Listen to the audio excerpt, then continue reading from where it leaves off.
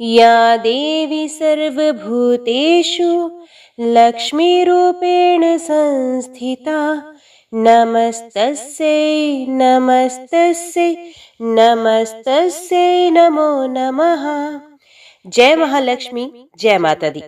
आप सभी को आपके अपने YouTube चैनल जय मां कंजक में हार्दिक स्वागत है।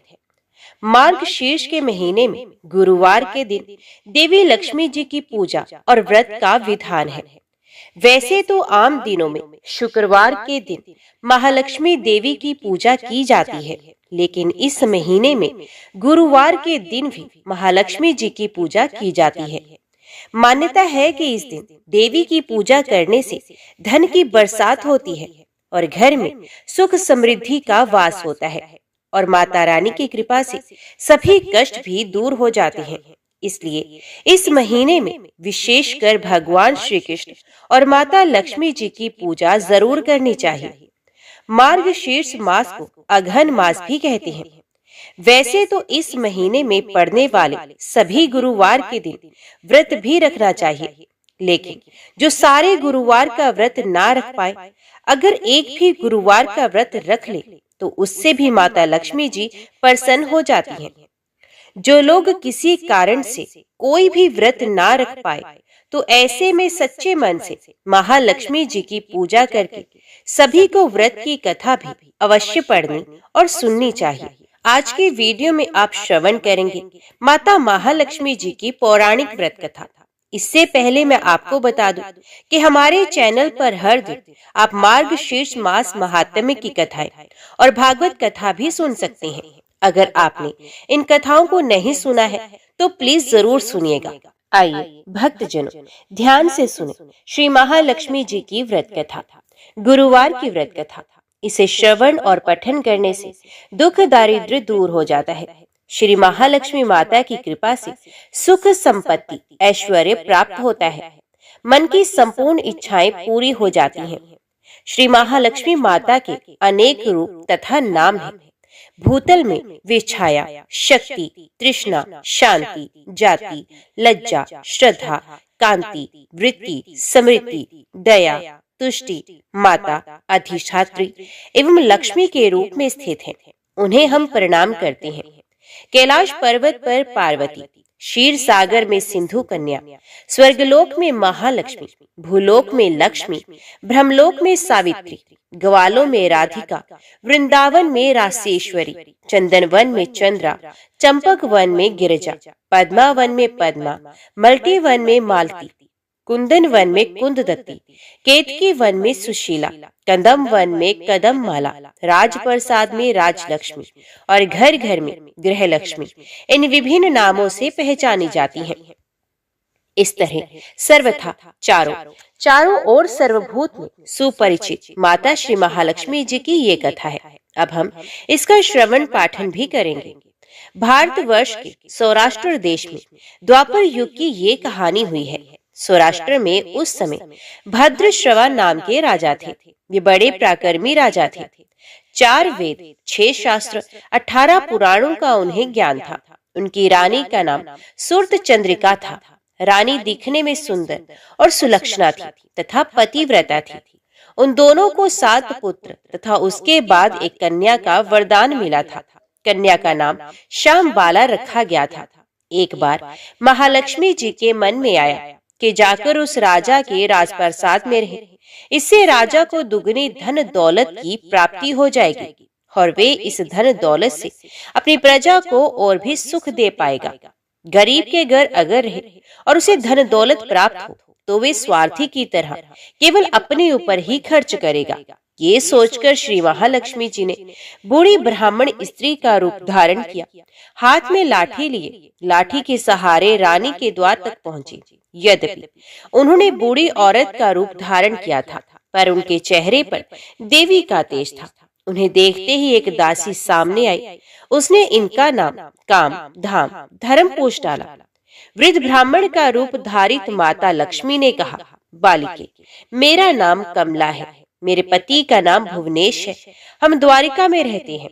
तुम्हारी रानी पिछले जन्म में एक वैश्य की पत्नी थी। वे वैश्य गरीब था। दारिद्र्य के कारण हर रोज घर में झगड़े होते थे तथा उसका पति रोज उसे मारता भी था। इन बातों से तंग आकर वे घर छोड़कर चली गई थी तथा वन जंगल में खाली पेट भटकने लगी थी। उसकी इस दुर्दशा पर मुझे दया आई। तब मैंने उसे सुख संपत्ति देने वाली श्री महालक्ष्मी की कथा सुनाई। मेरे कहने पर उसने श्री महालक्ष्मी का व्रत भी किया। श्री महालक्ष्मी प्रसन्न हुई और उसकी गरीबी दूर हुई। उसका घर संसार, दौलत, संतति, संपत्ति से भर गया। बाद में पति पत्नी दोनों परलोक से धार गए। लक्ष्मी व्रत करने के कारण वे लक्ष्मी लोक में रहे।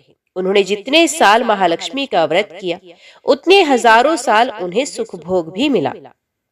इस जन्म में उसका जन्म राजघराने में हुआ है, परंतु वे श्री महालक्ष्मी का व्रत करना भूल गई है। उसे ये याद दिलाने में यहाँ आई हूँ। बुढ़िया की बातें सुनकर दासी ने उन्हें प्रणाम किया तथा श्री महालक्ष्मी का व्रत किस तरह किया जाए इस बारे में पूछा। बुढ़िया रूप धारण किए हुए श्री माता महालक्ष्मी ने दासी को पूजा की संपूर्ण विधि तथा महिमा बताई। इसके बाद वे दासी माता को प्रणाम कर रानी को बताने अंदर चली गई। राज वैभव में रहते हुए रानी को अपने ऐश्वर्य को बहुत घमंड हो गया था। संपत्ति तथा अधिकार की वजह से वे उन्मत्त हो गई थी। दासी द्वारा बताई गई बुढ़िया की बातें सुनकर वे आग बबूला होकर राजद्वार पर आकर बुढ़िया रूपी श्री महालक्ष्मी पर बरस पड़ी। उसे ये मालूम नहीं था कि श्री महालक्ष्मी माता बुढ़िया का रूप धारण किए हुए द्वार तक आई है, परंतु रानी के इस कदर रूख बर्ताव देख तथा अपना अनादर देखकर माता ने वहां ठहरना ठीक न समझा। वे वहां से चल पड़ी। राह में उन्हें राजकुमारी श्यामबाला मिली। उन्होंने श्यामबाला को सारी बात बताई। श्यामबाला ने अपनी ओर से श्री महालक्ष्मी माता से क्षमा मांगी। माता को उस पर बहुत दया आई। उन्होंने श्यामबाला को श्री महालक्ष्मी व्रत के बारे में बताया। उस दिन अगहन मार्गशीर्ष माह का पहला गुरुवार था। श्यामबाला ने परम श्रद्धा से श्री महालक्ष्मी का व्रत रखा। फल स्वरूप राजा सिद्धेश्वर के सुपुत्र मालाधार से उसका विवाह हुआ। वे धन दौलत, ऐश्वर्य, वैभव से माला माल हो गई। पति के साथ ससुराल में आनंद से दिन बिताने लगी। इधर श्री महालक्ष्मी का रानी पर प्रकोप हुआ। फलस्वरूप राजा भद्रश्रवा का राज्य एवं राज कारोबार नष्ट हो गया। यहाँ तक के खाने के लाले पड़ गए। ऐसी हालात में एक दिन रानी ने राजा से निवेदन किया, हमारा दामाद इतना बड़ा राजा है, धनवान है, ऐश्वर्यशाली है, क्यों न उसके पास जाए, अपना हाल उसे बताएं, वे जरूर हमारी मदद करेगा। रानी की इस बात पर राजा भद्रश्रवा दामाद के पास रवाना हुए। राज्य में पहुंचकर एक तालाब के किनारे थोड़ी देर विश्राम लेने के लिए ठहरे। तालाब से पानी लेने आते जाते दासियों ने उन्हें देखा। उन्होंने विनम्रता से उनकी पूछताछ की। जब उन्हें ये मालूम हुआ कि वे रानी श्यामबाला के पिता हैं, तो दौड़ते हुए जाकर उन्होंने रानी को सारी बात बताई। रानी ने दासी के हाथ राज परिधान भेजकर बड़े ठाट से उनका स्वागत तथा आदर सत्कार किया। खान पान करवाया गया। जब वे लौटने लगे तो सोने की मोहरों से भरा घड़ा भी दिया। राजा भद्रश्रवा जब वापस लौटे तो उन्हें देखकर रानी सूर्यचंद्रिका बहुत खुश हुई। उन्होंने सोने की मोहरों से भरे घड़े का मुंह खोला, पर हाय भगवान, घड़े में धन के बदले कोयले मिले। ये सब श्री महालक्ष्मी के प्रकोप से हुआ था। इस प्रकार दुर्दशा में और कई दिन बीत गए। इस बार रानी स्वयं अपनी कन्या के पास गई। वे दिन अघन माह का अंतिम गुरुवार था। श्यामबाला ने श्री महालक्ष्मी का व्रत किया, पूजा की, अपनी माता से भी व्रत करवाया। इसके बाद रानी अपने घर आई। श्री महालक्ष्मी का व्रत रखने पर उसे फिर से अपना राजपाट, धन दौलत, ऐश्वर्य प्राप्त हुआ।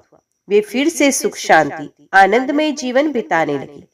कुछ दिनों के बाद राजकन्या श्यामबाला अपने पिता के घर आई। उसे अपने घर देखकर सूर्यचंद्रिका को पुरानी बातें याद आई। यही कि श्यामबाला ने अपने पिता को घड़ा भर कोयला दिया था और उसे तो कुछ भी नहीं दिया था। इसी कारण श्यामबाला को पिता के घर आने पर उसका कोई आदर आतिथ्य नहीं हुआ, बल्कि अनादर किया गया।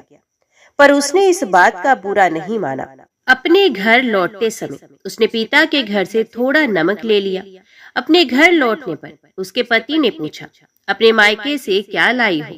इस पर उसने जवाब दिया, वहां का सार लाई हूं। पति ने पूछा, इसका मतलब क्या हुआ? श्यामबाला ने कहा, थोड़ा धीरज रखो, सब मालूम हो जाएगा। उस दिन श्यामबाला ने सारा भोजन नमक डाले बिना बनाया और परोसा। पति ने खाना चखा। सारा खाना नमक बिना बना था, इसलिए स्वाद नहीं आया। फिर श्यामबाला ने थाली में नमक डाला, इससे सारा भोजन स्वादिष्ट लगने लगा। तब श्यामबाला ने पति से कहा, यही है वे मायके से लाया हुआ सार। पति को उसकी बात सही लगी। फिर वे दोनों हंसी मजाक करते हुए भोजन करने लगे। कहा गया है कि इस तरह जो कोई श्रद्धा भाव से श्री महालक्ष्मी जी की पूजा करे, उसे माता की कृपा प्राप्त होती है, सुख संपत्ति शांति प्राप्त होती है, सभी मनोकामनाएं पूर्ण हो जाती हैं। परंतु ये सब प्राप्त होने पर माता की पूजा को भूलना नहीं चाहिए। हर गुरुवार को व्रत पाठ अवश्य करना चाहिए। इस तरह श्री महालक्ष्मी की महिमा भक्तों की मनोकामना पूरी करती है। तो बोलो श्री महालक्ष्मी माता की जय। अभी श्रवण कीजिए दूसरी कथा। एक गांव में एक गरीब ब्राह्मण रहता था। वे नियमित रूप से जगत के पालनहार विष्णु भगवान की आराधना करता था। उसकी पूजा भक्ति से प्रसन्न होकर उसे भगवान श्री विष्णु ने दर्शन दिए और ब्राह्मण से वर मांगने के लिए कहा। तब ब्राह्मण ने लक्ष्मी जी का निवास अपने घर में होने की इच्छा जाहिर की। तब श्री विष्णु ने लक्ष्मी जी की प्राप्ति का मार्ग बताया। उन्होंने बताया कि मंदिर के सामने एक स्त्री आती है जो यहाँ आकर उपले थापती है। तुम उसे अपने घर आने का आमंत्रण देना, वही देवी लक्ष्मी है। विष्णु जी ने ब्राह्मण से कहा, जब धन की देवी माता लक्ष्मी जी के तुम्हारे घर पधारेंगी तो तुम्हारा घर धन और धान्य से भर जाएगा। ये कहकर श्री विष्णु जी चले गए। अगले दिन वे सुबह ही वे मंदिर के सामने बैठ गया। लक्ष्मी जी उपले थापने के लिए आई तो ब्राह्मण ने उनसे अपने घर आने का निवेदन किया। ब्राह्मण की बात सुनकर लक्ष्मी जी समझ गई, ये सब विष्णु जी के कहने से हुआ है। लक्ष्मी जी ने ब्राह्मण से कहा कि मैं चलूंगी तुम्हारे घर, लेकिन इसके लिए पहले तुम्हें महालक्ष्मी व्रत करना होगा। 16 दिनों तक व्रत करने और 16वें दिन रात्रि को चंद्रमा को अर्घ्य देने से तुम्हारा मनोरथ पूरा होगा। ब्राह्मण ने देवी के कहे अनुसार व्रत और पूजन भी किया और देवी को उत्तर दिशा की ओर मुंह करके पुकारा। इसके बाद देवी लक्ष्मी ने अपना वचन पूरा किया। मान्यता है कि उसी दिन से इस व्रत की परंपरा शुरू हुई थी। सब प्रेम से बोलो लक्ष्मी नारायण भगवान की जय। एक बार राजा युधिष्ठिर जी श्री कृष्ण जी से पूछते हैं, भगवान, तीनों लोकों में लक्ष्मी दुर्लभ है, लेकिन व्रत होम तप जप नमस्कार आदि किस क्रम के करने से स्थिर लक्ष्मी प्राप्त होती है? भगवान, आप सब कुछ जानने वाले हैं, इसलिए कृपा कर इसका वर्णन करें। भगवान श्री कृष्ण कहते हैं, महाराज, कहा गया है कि प्राचीन काल में भृगु मुनि की ख्याति नामक स्त्री से लक्ष्मी जी का आविर्भाव हुआ था। भृगु जी ने विष्णु जी के साथ लक्ष्मी का विवाह कर दिया था। लक्ष्मी जी भी संसार के पति विष्णु जी को अपने वर रूप में प्राप्त कर अपने को कृतार्थ समझने लगी। इसके बाद वे अपनी कृपा कटाक्ष से संपूर्ण जगत को आनंदित करने लगी। अब लक्ष्मी जी के प्रभाव से ही प्रजा में क्षेम व सुभिक्ष होने लगा। सभी उपद्रव शांत हो गए। ब्राह्मण हवन करने लगे। देवगण अवश्य भोजन प्राप्त करने लगे। राजा प्रसन्नता पूर्वक चारों वर्णों की रक्षा करने लगे।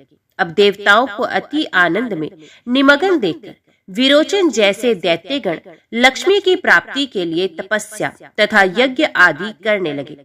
वे सब सदाचारी व धार्मिक हो गए और फिर दैत्यों के पराक्रम से सारा संसार आक्रांत हो गया। कुछ समय के बाद देवताओं को लक्ष्मी का मद हो गया। अब वे शौच, पवित्रता, सत्यता और सभी उत्तम आचार भूलने लगे। देवताओं को सत्यशील तथा पवित्रता से रहत देखकर लक्ष्मी जी दैत्यों के पास चली गई और देवगण श्री विहीन हो गए। दैत्यों भी लक्ष्मी जी को पाने पर बहुत गर्व से भर गए और वे कहने लगे, मैं ही देवता हूँ, मैं ही यज्ञ हूँ, मैं ही ब्राह्मण हूँ, संपूर्ण जगत मेरा ही स्वरूप है। ब्रह्मा विष्णु इंद्र आदि सब मैं हूँ। इस तरह से दैत्य अहंकार से युक्त होकर अनेकों प्रकार के अनर्थ करने लगे। अब अहंकार से मतभ्रष्ट दैत्यों की भी ये दशा देख लक्ष्मी जी व्याकुल हो क्षीर सागर में चली गई। क्षीर सागर में लक्ष्मी जी के प्रवेश करने से तीनों लोग श्री विहीन होने से निस्तेज से हो गए। अब देवराज इंद्र ने अपने गुरु बृहस्पति से पूछा, महाराज कोई ऐसा व्रत या अनुष्ठान बताएं जिसके करने से पुनः स्थिर लक्ष्मी जी की प्राप्ति हो जाए। इंद्रराज की बात सुनकर बृहस्पति जी कहते हैं, देवेंद्र, मैं आपको अत्यंत गोपनीय श्री गुरुवार लक्ष्मी व्रत का विधान बताता हूँ, जिसे करने से आपका अभिष्ट सिद्ध होगा। ऐसा कहकर देवगुरु बृहस्पति ने देवराज इंद्र को व्रत की सारी विधि बताई। बृहस्पति जी के कहे अनुसार इंद्र ने इस व्रत का विधिवत आचरण किया। देवराज इंद्र को ये व्रत करते हुए देख विष्णु आदि सभी देवता, दैत्य, दानव, गंधर्व, यक्ष, राक्षस, सिद्ध, विद्याधर, नाग, ब्राह्मण, ऋषिगण तथा राजागण सभी ये व्रत करने लगे। कुछ काल तक ये व्रत करने पर उत्तम बल और तेज पाकर सभी ने विचार किया कि समुद्र को मत कर लक्ष्मी और अमृत को ग्रहण करना चाहिए। इस विचार के आने पर देवता तथा असुर मंदार पर्वत को मथानी, दही मथने वाली और वासुकी नाग को रस्सी बनाकर समुद्र मंथन करने लगते हैं। मंथन करने पर सबसे पहले शीतल किरणों वाले उज्जवल चंद्रमा प्रकट होते हैं। उसके बाद देवी लक्ष्मी प्रकट होती हैं। लक्ष्मी जी के कृपा कटाक्ष को पाकर सभी देवता और दैत्य परम आनंदित होते हैं। भगवान विष्णु ने इस श्री लक्ष्मी व्रत को किया था, जिसके परिणाम से देवी लक्ष्मी ने भगवान विष्णु के वक्षस्थल का आश्रय ग्रहण किया। इंद्र ने भी इस व्रत को किया था, जिससे उन्हें त्रिभुवन का राज्य प्राप्त हुआ। लेकिन दैत्यों ने तामस भाव से इस व्रत को किया था, इसलिए ऐश्वर्य पाकर भी वे ऐश्वर्यहीन हो जाते हैं। बृहस्पति जी कहते हैं, महाराज इस प्रकार इस व्रत के प्रभाव से श्री विहीन संपूर्ण जगत फिर से श्री युक्त हो गया। तो बोलिए श्री महालक्ष्मी माता की जय। मार्गशीर्ष मास का शुभ फल पाने के लिए प्रत्येक गुरुवार माता लक्ष्मी की पूजा करने का विधान है। जितना महत्व इस माह भगवान विष्णु की पूजा का है, उतना ही महत्व उनकी प्रिय लक्ष्मी जी की पूजा करने का भी होता है। माना जाता है जो भी मार्गशीर्ष मास के गुरुवार को माता लक्ष्मी के निमित्त व्रत रखता है, उसके जीवन में माता लक्ष्मी की कृपा बरसती है। उसके घर में धन के भंडार माता लक्ष्मी की कृपा से भर जाते हैं। इस दिन चावल के लेप से रंगोली बनाई जाती है और घर की महिलाएं इस लेप से माता लक्ष्मी का स्वागत करती हैं। यदि माता लक्ष्मी को मार्गशीर्ष माह में आपने अपनी भक्ति से प्रसन्न कर लिया तो माना जाता है ऐसे लोगों पर कभी गरीबी का साया नहीं मंडराता और माता लक्ष्मी का अखंड आशीर्वाद सदैव के लिए उस भक्त पर बना रहता है। इसी के साथ इस महीने तुलसी के पेड़ के पास रोज शाम को सूर्यास्त के बाद घी का दीपक जलाना चाहिए। इससे माता लक्ष्मी और भगवान विष्णु दोनों का ही आशीर्वाद मिलता है। इस प्रकार प्रत्येक गुरुवार को मार्गशीर्ष मास में माता लक्ष्मी की पूजा करें।